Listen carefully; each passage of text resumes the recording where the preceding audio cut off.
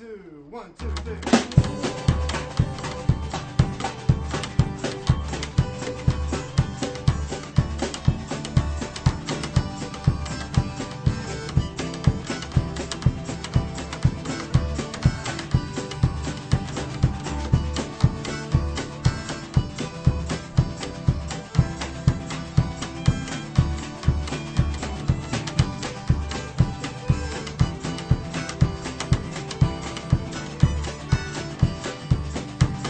Hello and welcome to Ithaca DSA Presents. I'm Theresa Alt.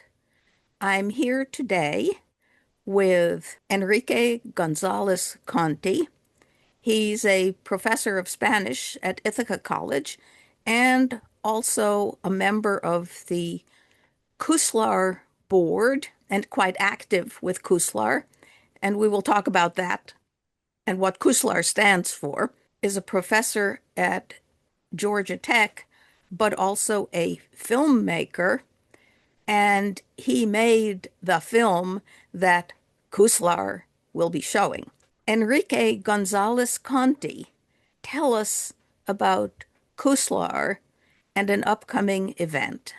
I'm just gonna say briefly a little bit about CUSLAR before the interview to Juan Carlos, who is of course the filmmaker. And so the CUSLAR's it's the Committee on U.S. Latin American Relations, and it was an organization founded 60 years ago. So it's a very old organization in Ithaca, New York, based originally as a graduate student organization at Cornell University, founded in 1965 because of all of the US interventions in Latin America. And so it's an organization that responded to the US invasion of the Dominican Republic in 65, and students at Cornell saying, this is not okay, we need to do something. And so back then they decided to found CUSLAR, the Committee on U.S. Latin American Relations, which is an organization that seeks to promote justice and mutual understanding between the U.S. and Latin America, and understand, the U.S. Intentions with all of these invasions, of course, nowadays in Venezuela, etc. Why is the U.S. interested in Latin America? And just briefly to let you know what some of the things that CUSLAR has done in the past, we have not only invited very important people to Ithaca to come to both campuses to talk about migrant issues, for example, the Border Network for Human Rights from El Paso, for example. Fernando Garcia, who is the director of that organization, came to Ithaca to talk to students and the community members about migrants getting to the U.S.-Mexico border. We brought the Abuelas de la Plaza de Mayo. It was, of course, a collaboration with other organizations in town, but we were part of bringing the Abuelas to Cornell back in 2013, and so on. If you want to check us out, you can just go to CUSLAR.org and you can find more information. Nowadays, our CUSLAR coordinator is Jessica Martinez, and we're all active. If you want to join our newsletter, just go to CUSLAR.org. And the event that Teresa was mentioning, it's the film screening of the Puerto Rican film Vieques Archivo Vivo, which will happen on Thursday. And so on April 30th, we're going to be screening the Puerto Rican film documentary called Vieques Archivo Vivo at 6:30 p.m. In the evening at Cinemapolis, the local um, film theater. And of course, we'll have Juan Carlos with us for a Q&A after the screening. Thank you. Okay. And Juan Carlos Rodriguez, you directed the film that CUSLAR will show. Tell us what you are trying to achieve in a documentary. Well, I am trying to tell the story of the island of Vieques. This is an island that was also a military facility used by the US Navy. So I'm trying to look at the challenges that the Viequense community have confronted in a history of 60 years of militarism in the island, and Um, also Let yeah. me just interrupt. I'm sure a lot of our viewers and listeners do not know where and they are asking themselves, is it in Mexico? Is it in Venezuela? Where is it? So Vieques is an island in the eastern part of Puerto Rico, and it is a one of the two islands that is an island municipality. So it has a population of about 8,000 people. The other island is Culebra. Both of these islands, along with another town in the eastern part of the main island of Puerto Rico, Ceiba, were used by the U.S. Navy as a military base for training purposes. So these are located in Puerto Rico. And as I was mentioning, what I wanted to do with the film was to tell the story of the island of Vieques, particularly before and after the departure of the U.S. Navy in 2003, and look at some of the opportunities, but also challenges that have opened up to the community in these years. Well, perhaps you can tell us a little more about the history of Vieques. So Vieques was an island that was turned into a military facility in 1941 by the U.S. Navy. People in Vieques used to occupy the entire island. When the Navy arrived, they lost basically 75% of the territory. They were removed to the main to the center of the island, and on the extremes of the island, the Navy located their facilities. This was in the context of the Second World War, so Vieques served as a training site for the U.S. Navy since then. Then in the 1950s, the U.S. Marines also made some training in Vieques. And as you can imagine, most of the wars that the U.S. have engaged in the past, in the second half of the 20th century, were rehearsed in Vieques. It was a sort of theater of war where the Navy conducted war simulations, including amphibious landing, bombing with live explosive, and all these activities, those military activities left a very profound ecological footprint, no? And we would say it has left the island of Vieques in a situation of ecological crisis because of the military toxics that were deposited there through bombing, through storing weapons and all that. So the Vieques community have been also paying a high cost in terms of health conditions. And on top of that, they have not been provided with healthcare services that are adequate to face the challenges that come with all this pollution. So it is a story about the toxic legacy of militarism in the island, but also a story of resilience, of how people gets organized and try to resist and be successful at demilitarizing their territory. So I was told that there is a humanities project, Vieques Struggle, a digital video archive. And maybe you can say a little more about the project. When I began engaging with the Vieques community, I started to record interviews and testimonies of people. These materials, I have been collecting them over the course of the past 28 years. I began the journey in 1998. And then in 2004, a year after the Navy left, I conducted a series of interviews about the situation of Vieques, after the departure of the Navy. And after Hurricane Maria in 2018, I have been going back to Vieques and recording more interviews. All of these tapes were digitized and are available in a sort of a digital video collection that is called Vieques Struggle, a digital video archive. And this was a project that I did in my institution at Georgia Tech with the support of the DLAC lab. It's a lab for humanities and digital projects.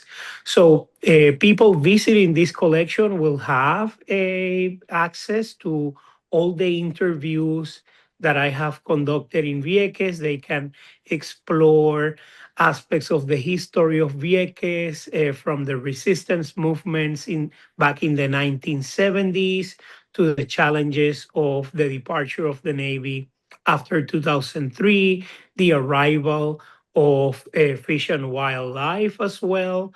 And so the project tries to be a very comprehensive collection of materials to understand the history of Vieques. And with those materials, I was able then to move into edit them, some of them, and then I did the film on these materials. And one thing that is very interesting about this archive also is that I have used this archive to share the story of Vieques with my students. They sometimes do projects with these materials and select pieces of interview to tell a story about Vieques. So it has multiple applications. Yeah. One thing I have noticed is it is still far more richly accessible to speakers of Spanish, which unfortunately I am not. I know a little bit of Spanish, but rather little, and Okay. mostly based on sitting on New York subways and reading the ads. Um, so the documentary that you did, of course, is a very shortened form of what's in this archive, I think. Right? Correct. Yes. Yes. Yes.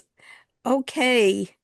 So, Juan Carlos Rodriguez, tell us about the production and reception of the documentary, Vieques, A Living Archive. Okay.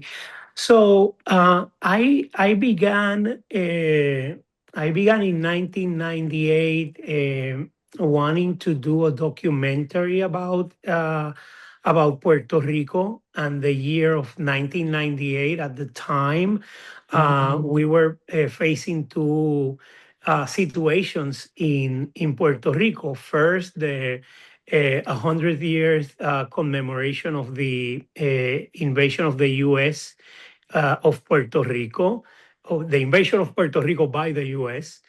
And then we were also looking at the beginning of the neoliberal tendencies in Puerto Rico. So I began recording some interviews about that process, but eventually, once the summer was over, we had the opportunity to go to Vieques. A number of friends and I working in this documentary, and we started learning about the struggle of the Viequense community against the presence of the U.S. Navy, against militarization. So I recorded some interviews. I got very interested in the history of Vieques, and just a couple of months later, in April of 1999, the Navy had a sort of bombing accident that killed Viequense security guard David Sanes. That basically became the initiation of the final moment of the struggle of the Viequense people, because this caused a lot of indignation in the community. People organized and they occupied the target range, and they conducted civil disobedience for over the course of a year. We participated in the movement of civil disobedience, but I also realized that the interviews that I did in 1998 needed to kind of being updated with the new events taking place. So I decided to wait a little bit to see how things will unravel. I then went to Vieques in 2004 to collect these stories about the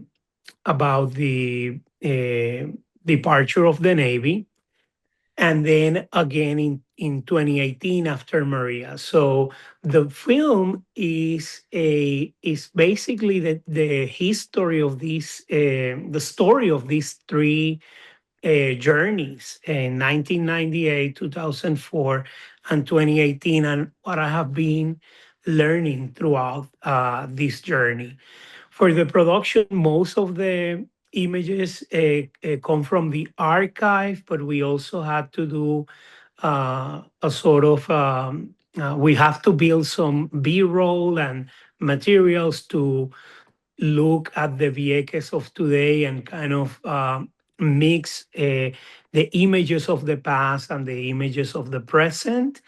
And also that allowed us also to explore the changes in space and territory. Many of the places that were active in 2004 no longer exist. So we were looking at some of these absences in the space, in the memory of the struggle of Vieques.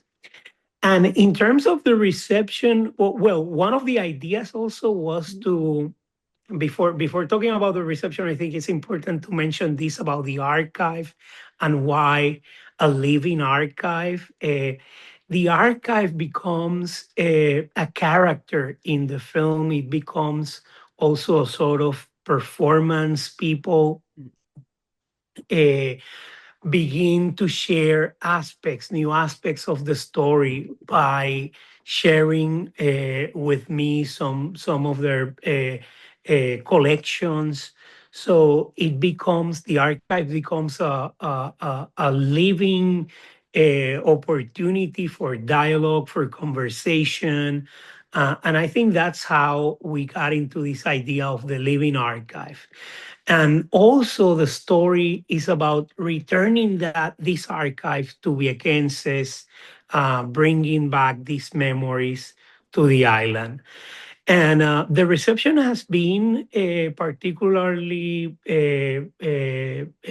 good in US campuses.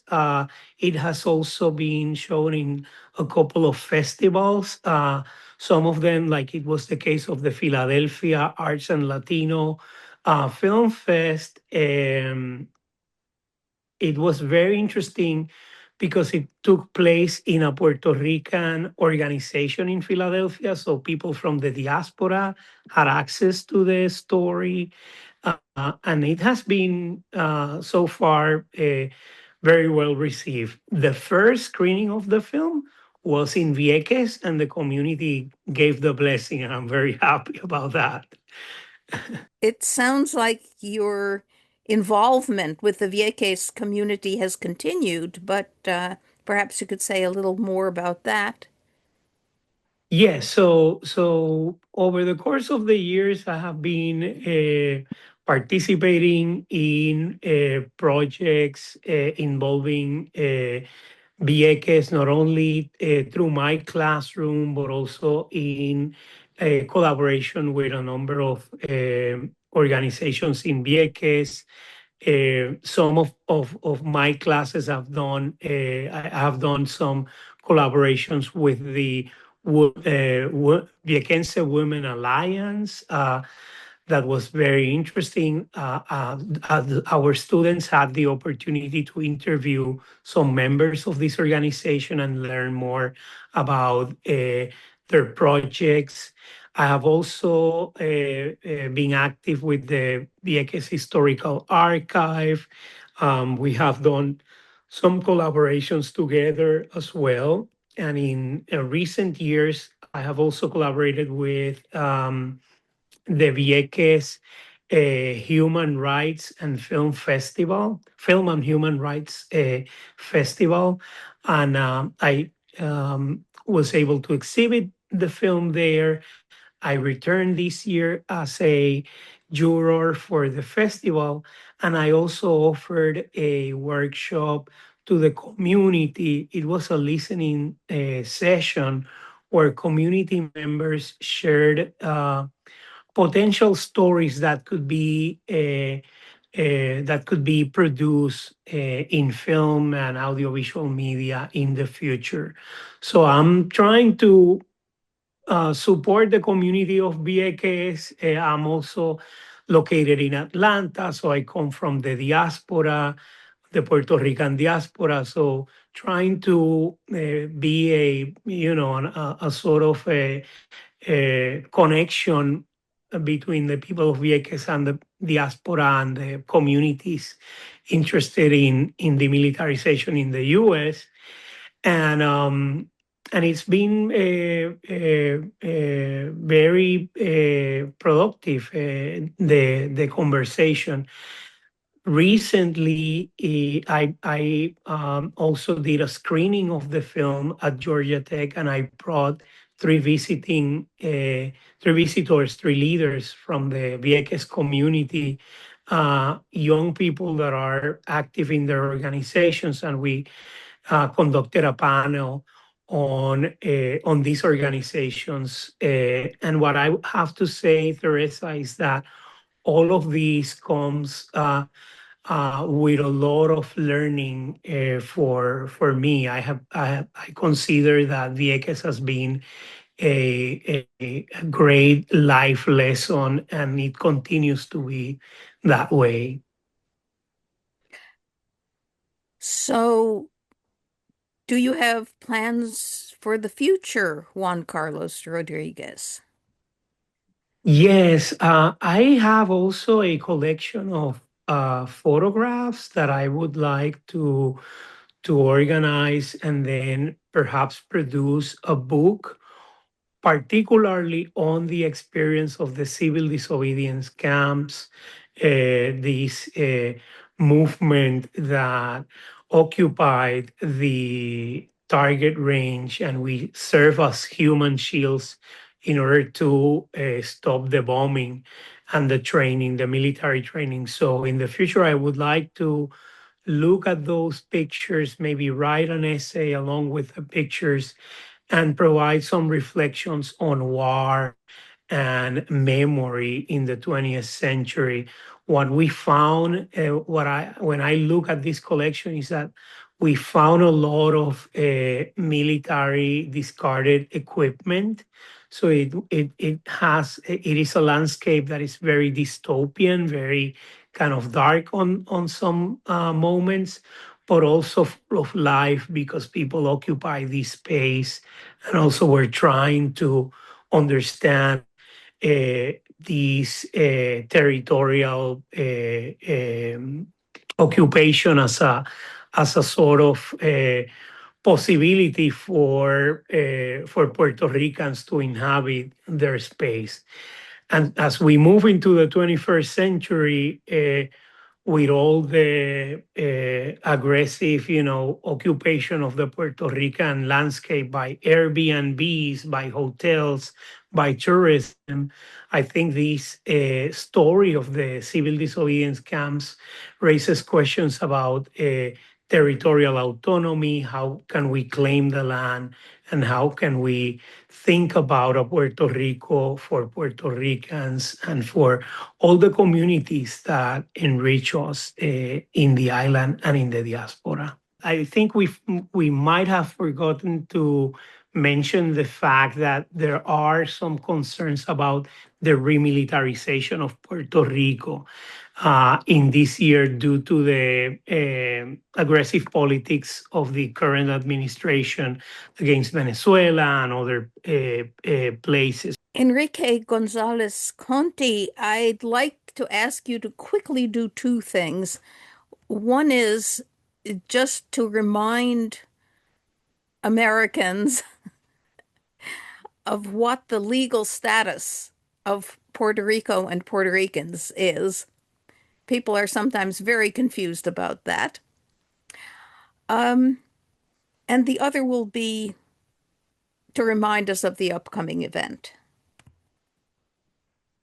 Yes, so uh, Puerto Ricans, for those people that do not know, are of course part of the US. Puerto Rico is a colony of the US, which means we were a colony of Spain, but then on 1898, which is a date that Juan Carlos mentioned, we became a colony of the US. The US actually invaded Cuba and Puerto Rico, and got the last colonies of Spain, which were of course also in the Pacific, the Philippines and Guam. But so we have passports, we are US citizens, and of course, with the Bad Bunny concert, many people were confused and didn't know that we are actually US citizens. Um, and so the event, again, just to remind everyone and to make connections to what Juan Carlos was mentioning, the anti-war activist in Ithaca participated in the civil disobedience in Vieques against the U.S. Navy, and CUSLAR is trying to make that connection also with the anti-war movement here in town. And so we're gonna do the screening of Vieques, A Living Archive, Vieques Archivo Vivo, on April 30th at 6:30 p.m. at Cinemapolis downtown. And of course, it's thanks to the sponsorship, which I forgot to mention at the beginning, of the Latin American and Caribbean Studies at Cornell, CUSLAR, of course, Cinemapolis as the venue, and the REPI Institute for Peace and Conflict Studies at Cornell. Well, thank you, Enrique Gonzalez-Conty and Juan Carlos Rodriguez, for some very interesting information about Puerto Rico and especially the island of Vieques, which lies at its eastern end. This Good. has been Ithaca DSA Presents. I'm Theresa Alt. Thanks for watching. 1, 2, 1, 2, 3.